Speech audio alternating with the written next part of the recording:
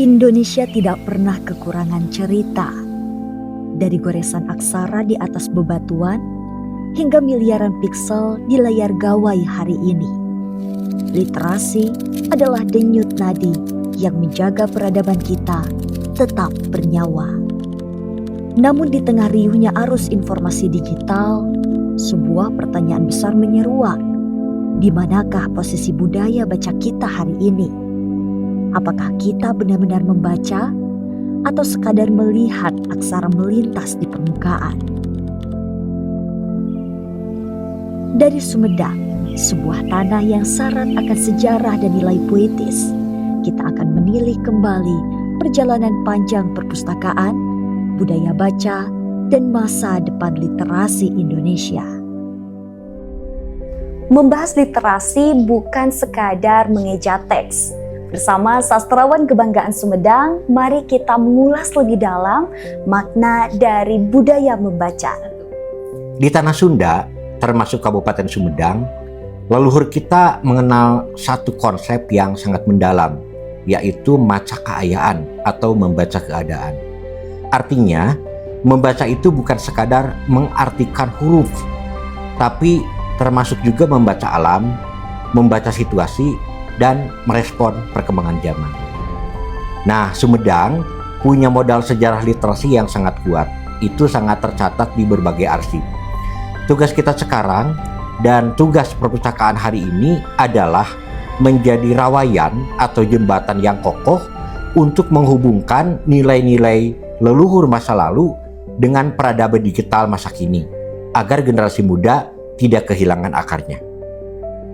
Selanjutnya menurut Kang Dadan, di era gempuran kecerdasan buatan atau AI serta berbagai konten instan saat ini, bagaimana cara kita memastikan sastra dan budaya baca agar tetap bertahan?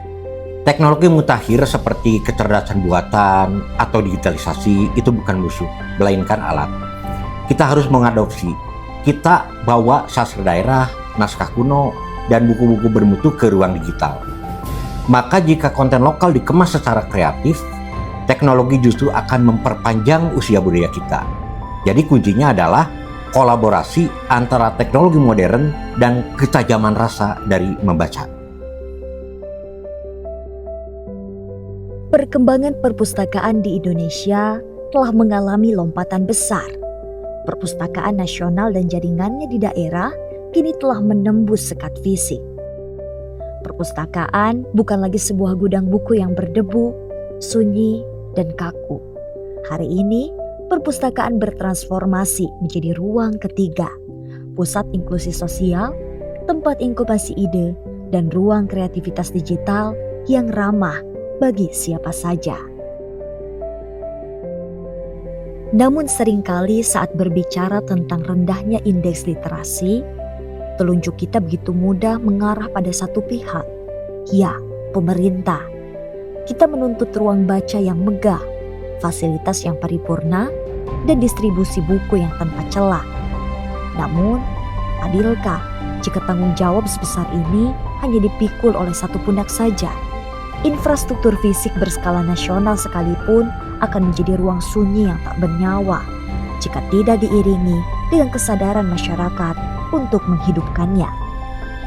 Literasi bukanlah sebuah komoditas politik atau program kerja musiman. Ia adalah fondasi peradaban. Perpustakaan dan literasi adalah tugas kolektif milik kita bersama. Pemerintah memang memegang regulasi dan penyediaan akses. Namun, roda penggerak sejatinya ada di tangan kita bersama. Keluarga berperan sebagai madrasah pertama yang menyemai rasa ingin tahu. Sektor swasta dan akademisi menjadi akselerator program.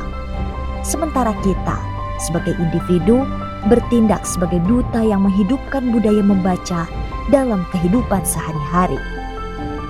Sehingga, mari berhenti saling menuding dan mulai saling bergandengan tangan. Margi, bangsa nu agung, eta bangsa nu ngawincik warisan bihari, pakeun urang kiwari, sampereun baring supagi.